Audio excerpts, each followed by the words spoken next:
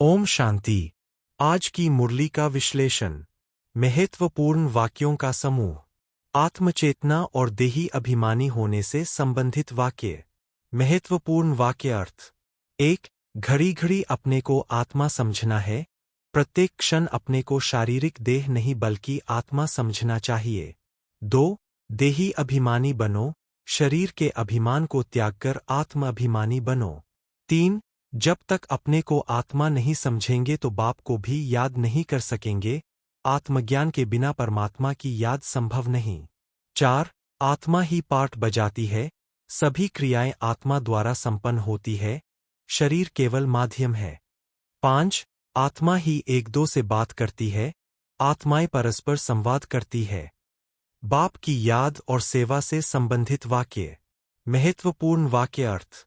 1. बाप को याद करना तुम बच्चों का पहला फर्ज है। परमात्मा की याद सबसे महत्वपूर्ण कर्तव्य है।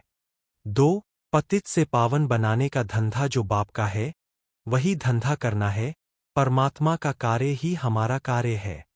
3. सबको यह लक्ष्य दो कि शिव बाबा कहते हैं, मुझे याद करो, सभी को ईश्वरीय ज्ञान का लक्ष्य देना। 4. हे माशूक, तुम जब आएंगे तो हम सिर्फ आपको ही याद करेंगे। भक्ति मार्ग में प्रेमपूर्ण याद का वर्णन। ज्ञान और बुद्धि से संबंधित वाक्य। महत्वपूर्ण वाक्य अर्थ।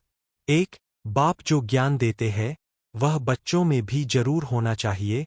ब्राह्मणों को परमात्मा का संपूर्ण ज्ञान प्राप्त होता है। 2. जितनी बाप की महिमा है उतनी बच्चों की है। ब्राह्मण बच्चों की महिमा बाप के समान है। 3. ज्ञान है दिन, भक्ति है रात। ज्ञान युग, सतयुग और भक्ति युग, कलयुग का वर्णन। स्थिरता और धैर्य से संबंधित वाक्य। महत्वपूर्ण वाक्य अर्थ। 1. सदा अचल, अडोल, एकाग्र स्थिति का अनुभव करो, मन की अचल और स्थिर अवस्था का अनुभव। 2.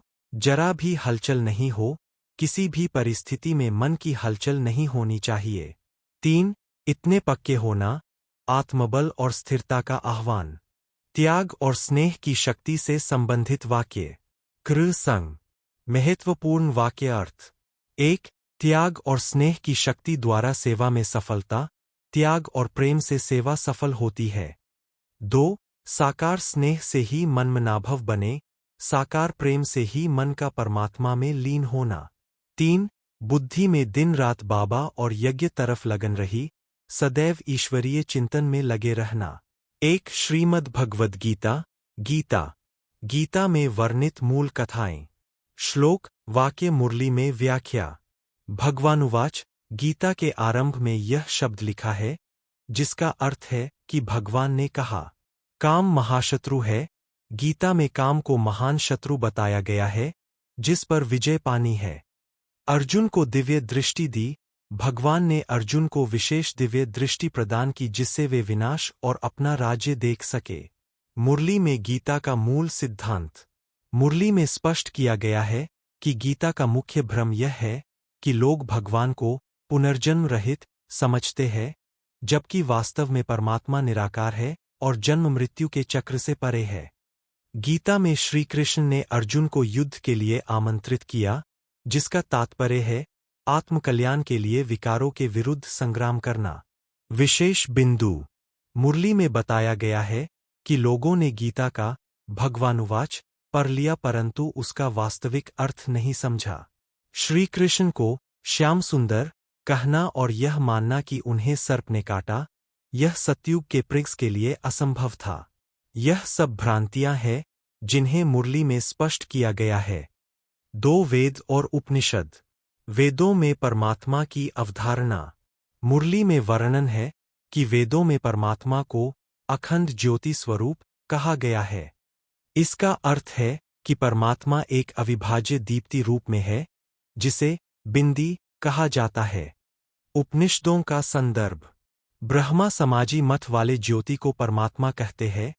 यह उपनिषदों की उस अवधारणा का संदर्भ है जिसमें परमात्मा को ज्योति, प्रकाश रूप में माना गया है। विशेष बिंदु। मुरली में स्पष्ट किया गया है कि दुनिया में कोई नहीं जानता कि परमपिता परमात्मा बिंदी है। यह गुप्त ज्ञान है जो ब्राह्मणों को दिया जाता है। 3 पुराण, विष्णु पुराण। विष्णु की पहचान। मुरली में विष्णु को विस्तार से समझाया गया है। विष्णु के रूप वर्णन। विष्णु के 2 रूप लक्ष्मी नारायण। 4 भुजाओं का अर्थ 2 भुजाएं पुरुष नारायण, 2 भुजाएं स्त्री लक्ष्मी। विष्णुपुरी स्वर्ग का नाम जहां विष्णु के रूप राज्य करते थे। पालना की कहानी। ब्रह्मा और सरस्वती वायुदेव ने मिलकर पालना शिशु रूप बनाई, फिर उन्होंने लक्ष्मी नारायण बनकर सतयुग में राज्य किया। यह पुराणों में वर्णित कथा का ईश्वरीय ज्ञान के अनुसार रहस्य है।